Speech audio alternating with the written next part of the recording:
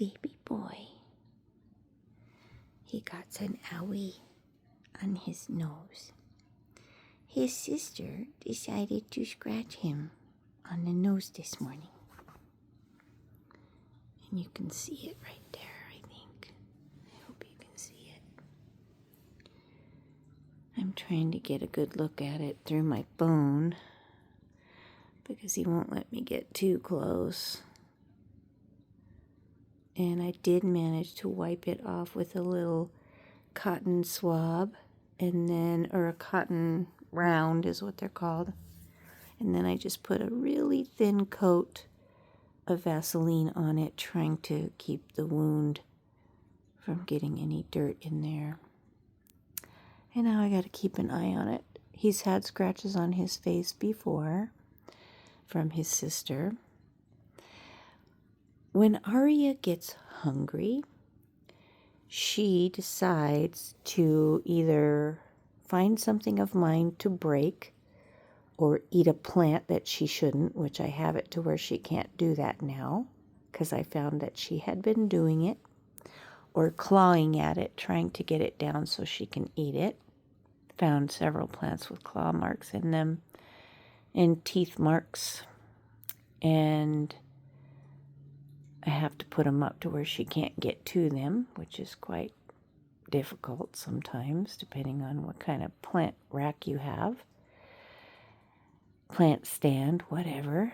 And then she'll go, like one night she took I had my sugar canister too close to the edge of the counter. It's where I was storing it, but I found out that if I store it there, she will, she will,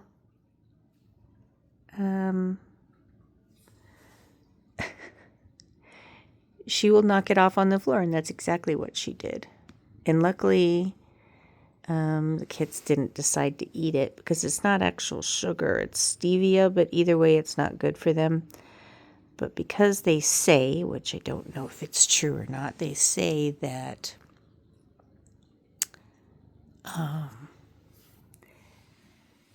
that animals don't taste sugar, they only taste fat, the fat in the food. So it probably is just a guess from vets, because how do we truly know if we're not in their body, if we're not experiencing it, or if they do not tell us? They cannot talk to us, so we don't really know that for sure.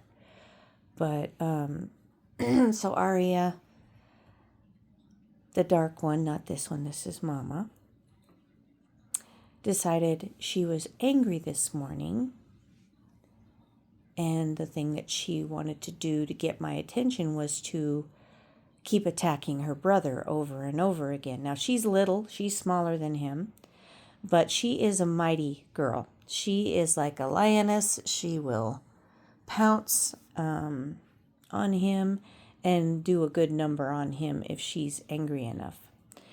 And most of the time she's being attacked by Mama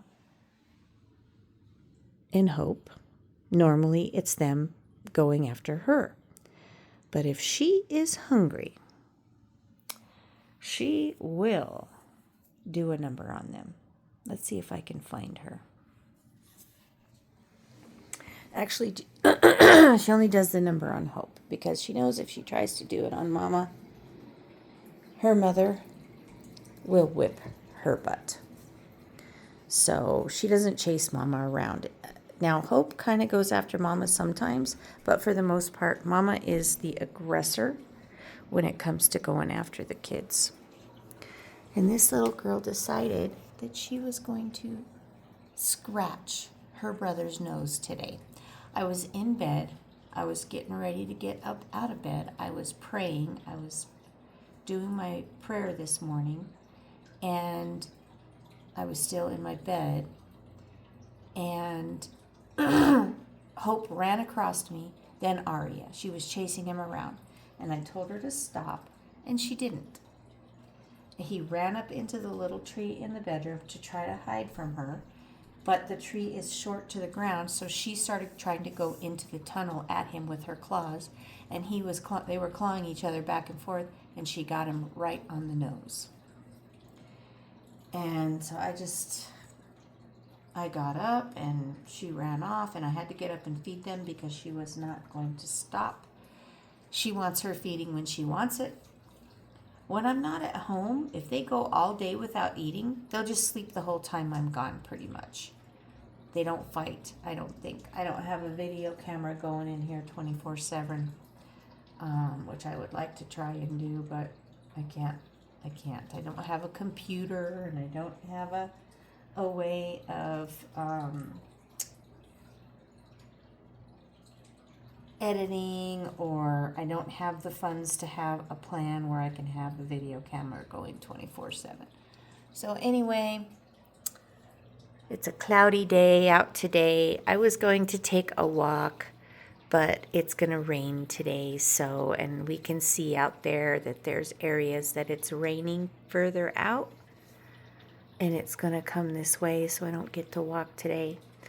But tomorrow I go to the vet,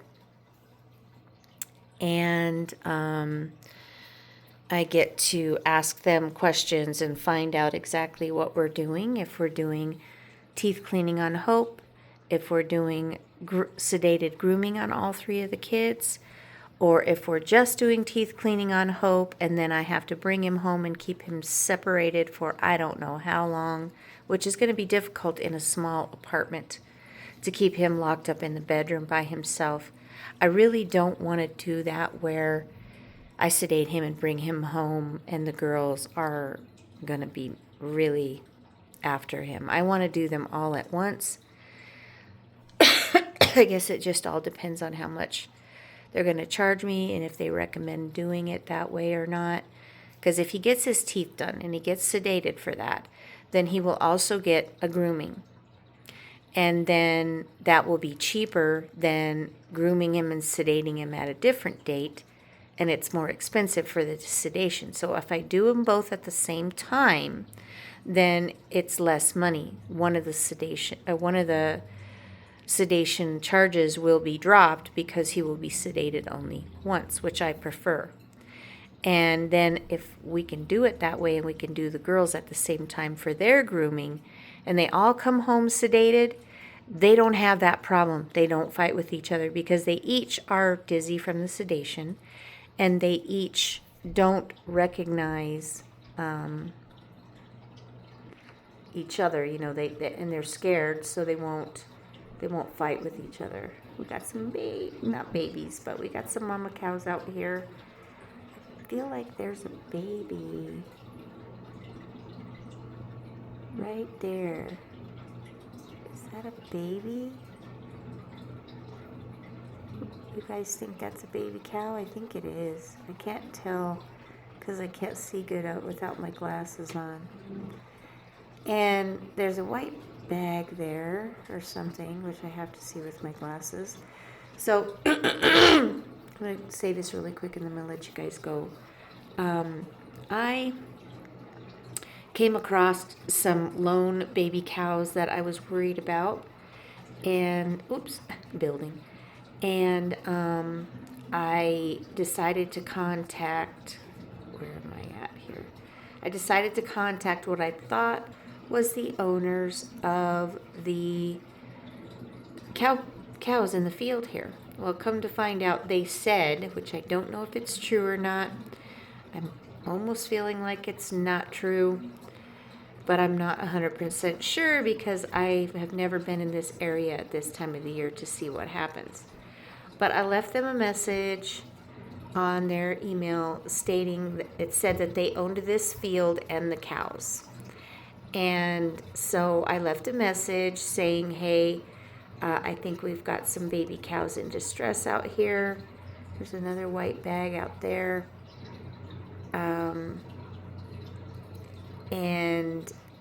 I think that you guys need to come check on the baby cows and make sure that they're okay. Sorry, guys, I'm going to come back out here with this. And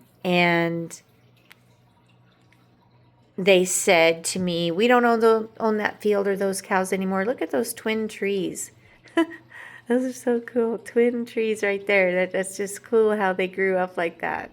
And a little bush in the middle. That is really cool. Anyway, they said, oh, we don't own those cows. We don't have anything to do with that anymore. Thank you for being concerned about our animals, blah, blah, blah. And when they said our animals, I was like, that's an interesting way of putting it if they're not yours. And then I think about, I don't know, 5 days later, I would say, a truck was out here in this field, dropping some things off and driving around out there. It was it wasn't a regular truck. It was like something that you would drive on a farm or something. It was different. I couldn't really tell you because wasn't able to get a picture. But it's like, if those are not your cows, why are you out here? Why is someone out here? But then again, like I said, I haven't been here, so maybe it was the people that own the cows. The cow is gone. It's moved on, or it's laying down, I think. Is that a laying down cow? I can't really tell because my glasses are gone. So either they come here and they do this at this time of the year, lay out these things that might have some feed in it, which wouldn't make any sense to leave a plastic or bag out there in the field, but they've left something because these weren't here before.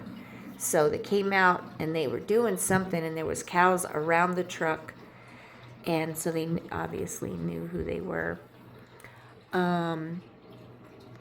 And I think they checked on the cows and did everything they needed to do and left. So either those people were not telling me the truth and they really are, so they don't have people bombarding their email, or the people that take care of these cows finally came out and checked everything out way long after the babies were born. They should have been out here right away. And, there's coyotes, like I said, that live in this area, a lot of coyotes. And for little baby cows to be left alone when the sun is going down is very unsafe, because coyotes can go and, take the baby cows out. And that was what I was afraid of. Because the big cows, they're not going to run really fast and get over and save their baby. They're just not going to be able to do that. So anyway, guys, sorry for the long video, almost 13 minutes. I'm going to let you go. I appreciate you watching, especially my long-form videos. Whoever watches, I thank you so, so much. You are very appreciated. And I'm so grateful for you. And I just wanted to tell you that I love you and Jesus loves you. And if you wouldn't mind putting a thumbs up on my video here. Look at this cool mountain over here in the background. That is awesome. If you don't mind leaving a comment below and a thumbs up on my video, and subscribe to my channel, it would be great. It would help me out a lot. I'm trying to get 1,000 followers this year, 1,000 subscribers. So if you could help me out with that, that would be wonderful. Thank you so much. I love you again, and Jesus loves you, and have a great video. And until the next video, bye-bye.